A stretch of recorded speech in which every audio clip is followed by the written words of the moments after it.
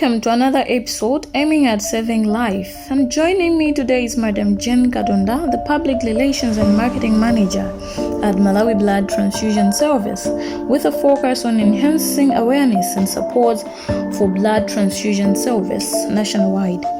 Jane brings a wealth of knowledge to our conversation today. Thanks for tuning in. Let's now dive into this matter. Welcome to the show, Madam Jane Kadonda. Can you start by introducing yourself to our listeners? My name is Janet Kadonda. I'm the Marketing and Public Relations Manager working with the Malawi Blood Transfusion Service. Can you introduce the Malawi Blood Transfusion Service and its mission? Okay, so Malawi Blood Transfusion Service it's an organization under the Ministry of Health. So it was established in 2003 and it was mandated to collect and supply adequate blood in the hospitals. So the very vision for this trust is that it is required to meet Malawi's blood needs by providing safe and adequate blood and blood products in all authorized hospitals in Malawi.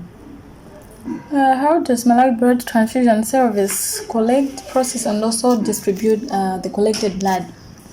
Okay, so upon its mandate, so the transfusion service starts by recruiting donors. So it has a PR department which is responsible for recruiting the blood donors. So in this recruiting process, the PR department goes in different schools, goes in different locations to sensitize and also mobilize blood donors. So when these donors are mobilized, the donor department, now the team of nurses, goes to these areas that have been identified to collect the blood from the donors. So when the blood is collected by the donor department, it is taken all through to our laboratories where the blood is tested, so that when it is distributed to the hospitals, the ones who are receiving the blood, these are the patients, should receive safe blood so that there are no transfusible and transmissible diseases. So the blood is tested in the lab for at least four infections, which is hepatitis B, HIV, syphilis, and other those are the main ones. Are there some initiative that has been put in place to civic educate people or donors on the importance of donating blood to Malawi Blood Transfusion Service? Yes. There have been quite a number of initiatives that have been put in place to at least sensitize the donors on this.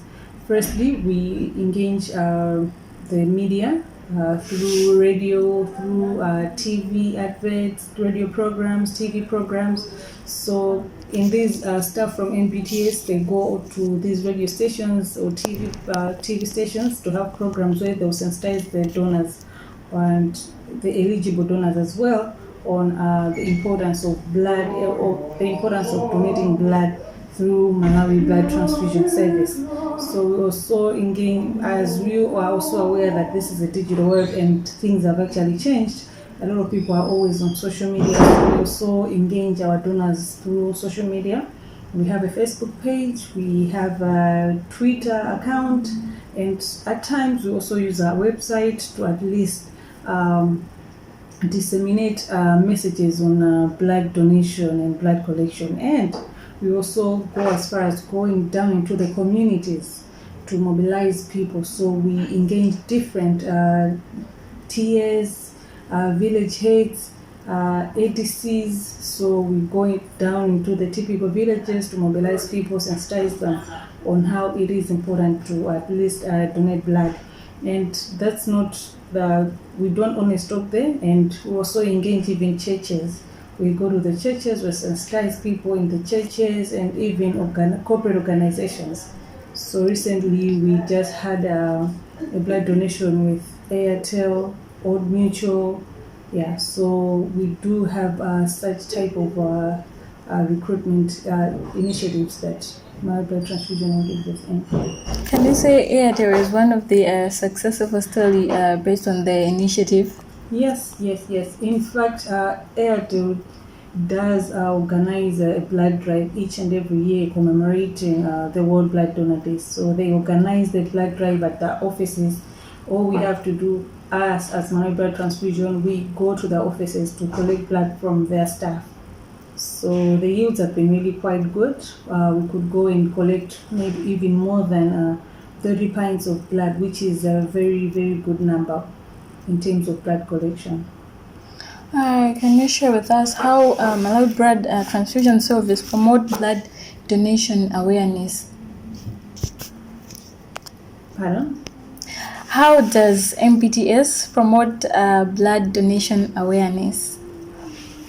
Okay, so the promotion of blood donation awareness, as I had already also said in my previous response, that we do engage at different media stations, we do social media campaigns, and also community mobilization campaigns. So that's how we promote the blood donation campaigns. Are there any challenges faced by you as Malawi Blood Transfusion Service? Oh yes. We do have a number of challenges that we do face. The first and foremost of these challenges are misconceptions about blood transfusion. So other eligible donors think that maybe when they donate blood, maybe they're going to fall sick or something like that. Some maybe fear the needle that we're using collecting blood. So these type of misconceptions do at least motivate donors to come forth and donate blood. And also some people maybe have also misconceptions on that we as Malawi Blood Transfusion Service do sell blood, but in actual sense we do not sell blood. So we collect blood freely and then also distribute to the hospitals free. So nobody who is, let's say, in the government hospitals is supposed to at least pay for blood. No, because that blood is collected and even the processing fee is actually paid by the government of Malawi. So no patient, I should say, in the public hospital is supposed to pay for blood that they receive. So free blood are restrictive to only public hospitals and not the other institutions? It's not restricted to public institutions. I can also say that even in the private hospitals, but whenever they go to the private hospital, people only pay for the service that they usually pay when they go to the private hospital. Yeah, but the blood itself, the blood that they receive at these hospitals, it's actually also for free. So the fee that the patients pay in the private hospitals, it's the fee that they are actually paying for the service that they have received, because everyone is aware that whenever we go to the private hospitals, you actually pay for something, but when you go to the public hospitals, you actually don't pay anything. So it's the government that actually covers for the processing fee in the public hospitals. So there have been instances where some patients have been requested to at least pay something in the public hospitals, which is not allowed. Earlier on, you talked about myths and also misconceptions about blood donation. How do you deal with those myths and also misconceptions? Okay, on dealing with those, we have really been trying our best to make sure that the messages have been put out there, that people should not be afraid of, let's say, the needle, or that maybe their health is going to deteriorate after donating blood. So we've come up with different initiatives where we'll take a blood donor who has donated maybe for over 50 times to go on TV and actually assure other blood donors that here I am, I've donated blood for over 50 times and I'm okay. So we have tried those, and also we have engaged even village heads and religious leaders to at least also mobilize the people so that we actually tell them the truth about how blood donation is important, and that people should not be worried about their health, because giving blood cannot cause any harm on anyone's body, but it actually renews the blood that is in the body. Who can donate blood, and what are the eligibility criteria? Okay, so a person, a male or female, who is between 16 to 65 years,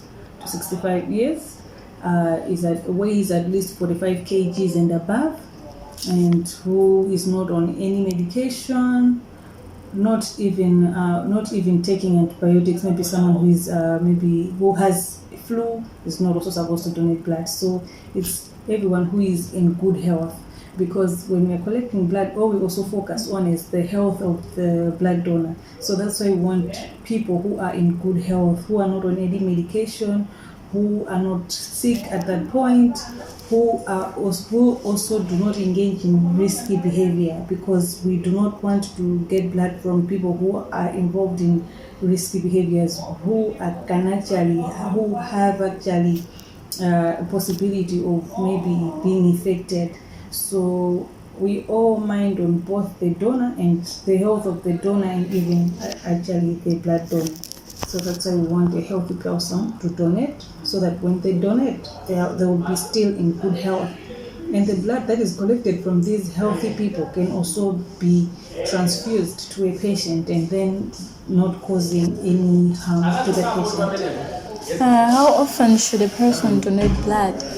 Okay, for males, for a male donor, they can donate after every 3 months, which is at least 4 times a year. And for female donors, they can donate after every 4 months, which is 3 times a year. Why does it have that a male donor should donate blood after 3 months and the female donor should donate blood after 4 months?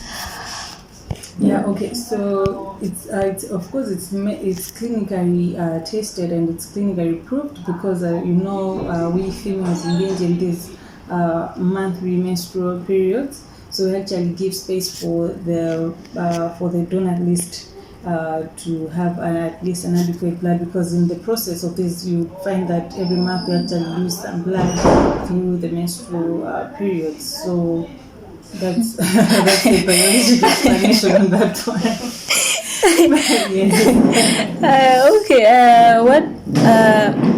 What strategies are in place to improve blood donation rates?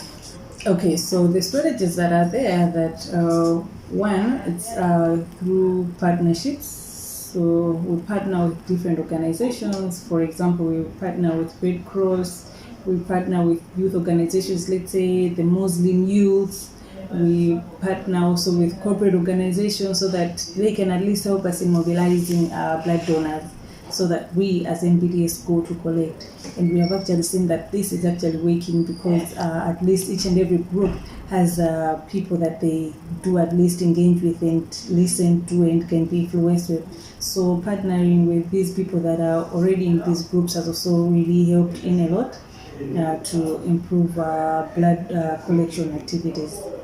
And also engaging more of like the village heads, the ATCs, has also proven to be a very good strategy in improving these blood donations, because these leaders do have an influence in the community. So when these go out in the community and tell the people how important it is to donate blood, the people do freely come to at least donate blood. What should people expect after donating blood? What actually are their expectations? The expectations are that they're saving lives. Yes, so whenever someone donates blood, that person has to be very motivated and be happy that they have at least saved 3 lives. Yes, because just 1 pint is able to save at least 3 lives. Because that pint can be distributed to maybe 3 children. So at least 3 children have been saved out of the blood donation. So each and every, the motivation that is there, that one should donate blood, is that they are saving a life, the life of a person who does not even know them, but their life is relying on that 1 pint of blood.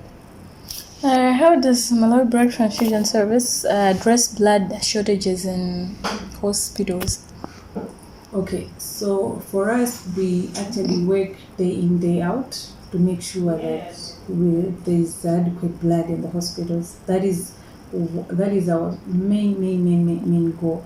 So in addressing this, we as I had already said, we go even down into the villages. We go down just to find donors, and I can actually tell you that most of our blood donors are people that are in schools. So people that are in secondary schools, colleges. So these are the people that do donate blood frequently. So we're also urging the people that are not that are in different organizations, that are working in different organizations, to also come forth and at least donate blood. So we do actually make it. We do actually work hard on that, and we should at least find blood that our labs should not even go dry, because we know that a lot of people out there require blood in these hospitals. What's being done to reduce transfusion transmitted infections? Okay, so what is being done is that we do have a very, very good laboratory that we do have as a MPTS, where blood is tested. So the testing of the blood is complex, and our machines are actually sensitive. So we actually know that if the blood is tested, the testing doesn't only happen, let's say, at a go, but it's taken in phases. So actually know that the blood that has been tested that has undergone through our labs is actually safe, because of the type of procedures that are taking place in the lab, just to ensure that the blood that we are actually giving, where we were giving out to the hospitals for transfusion, is actually safe. Are there any success stories or testimonials from patients who have received the blood? Yes.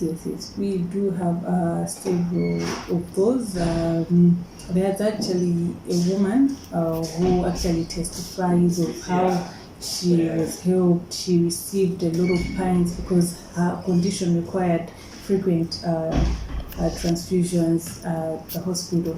So she's one of our best testimonials. She actually goes out there to tell people how it is important to donate blood, because through the blood donations, she has actually benefited from them.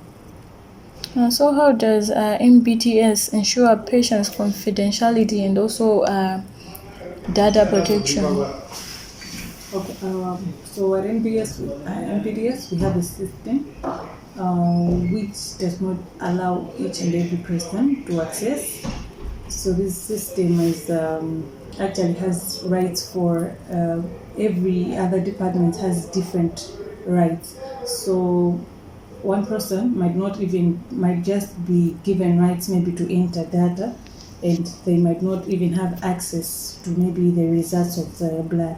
So this system also doesn't actually, it only allows the users to use codes.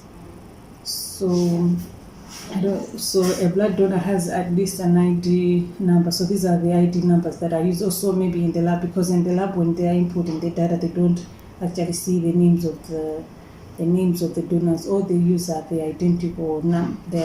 identification numbers for the donor. So that's how confidential this data is. Nobody can actually tell whose blood they are dealing with is for, because of these identification numbers. In case of emergency, how do MBTS support blood request? In terms of emergency, okay. So we do actually make it a point that there's actually some blood reserved for instance, when there are emergencies. So when a hospital has emergencies, they do actually call us. We have a line where these hospitals are actually calling. Our labs are always open 24 hours. They're open 24/7 the whole week. We never close the lab. So you have some blood specially kept for emergencies? Yeah, there's always blood available for emergencies. So each and every hospital has their specific days that they can come to collect blood. So in terms where maybe the hospital's day has not reached yet, but they have an emergency, they do actually call the lab and request for the blood that they require.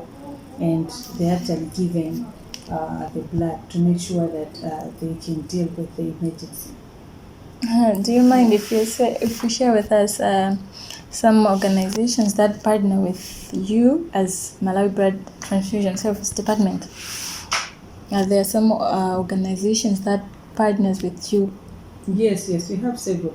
There's Malawi Red Cross Society, which we partner with, which has been our very, very long partner.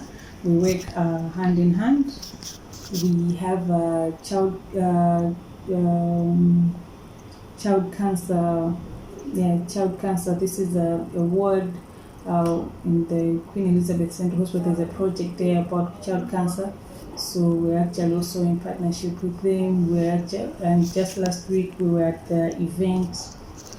So those are the organizations that we have actually partnered with. Do you collaborate with Ministry of Health? We're actually under the Ministry of Health. So this is a trust that is under the Ministry of Health. Okay. How does MBTS engage with local communities? Can you give us a clear account on that? Okay, so as I had already said also that we also engage with communities. With the communities. So what really happens is that we go to the communities, we conduct ADC meetings to at least sensitize people on blood donation.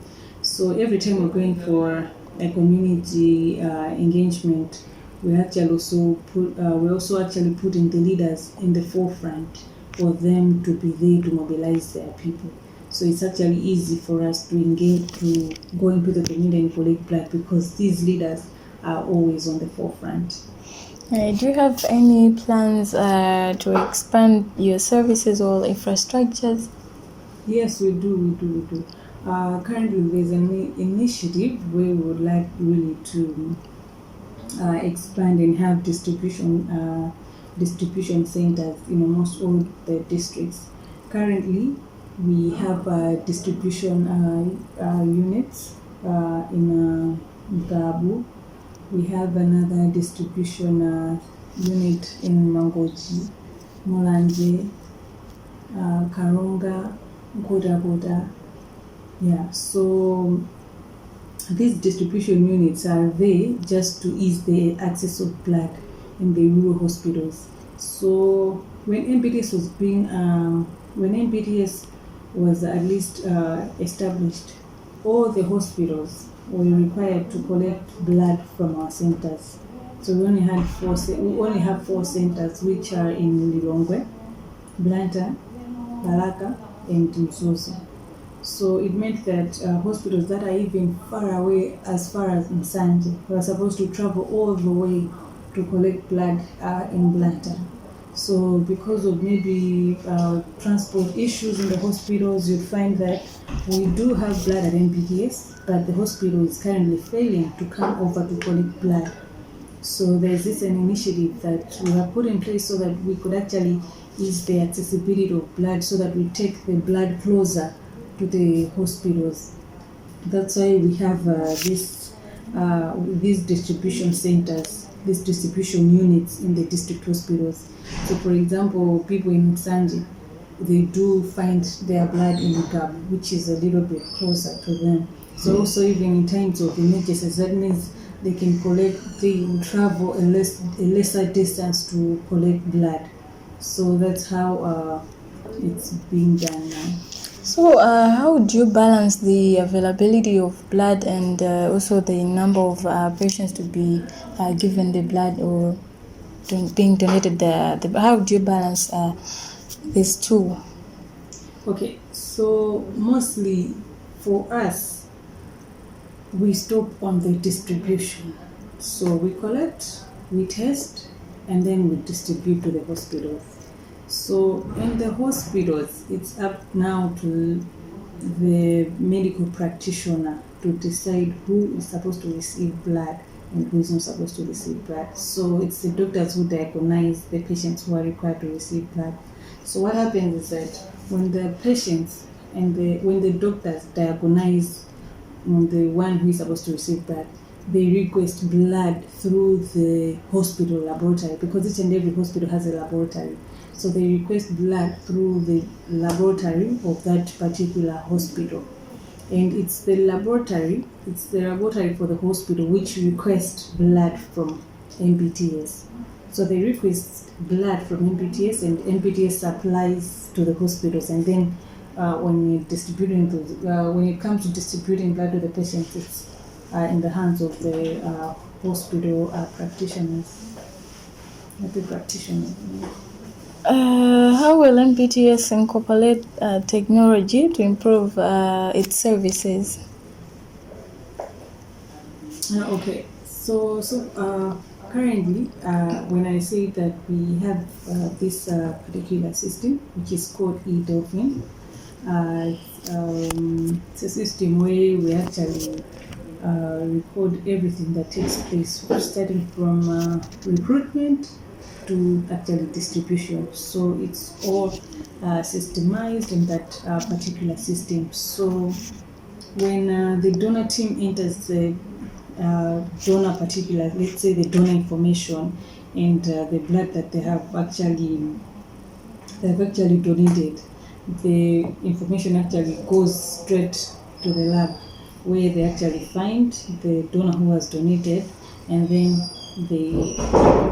who has donated, and they test that blood. When they test, they input the information also on that particular system, and the system actually shows that this person's blood is safe and this person's blood is not safe. So when distributing, only the blood that is negative, that is safe, is the one that goes to the hospitals. Lastly, what message would you like to convey to potential blood donors? Okay, the message that I would like to convey to the blood donors is that people should not be afraid, but all what we have to do is to put in mind that there's just someone out there who requires blood and whose life is dependent on just one pint that an eligible person can donate.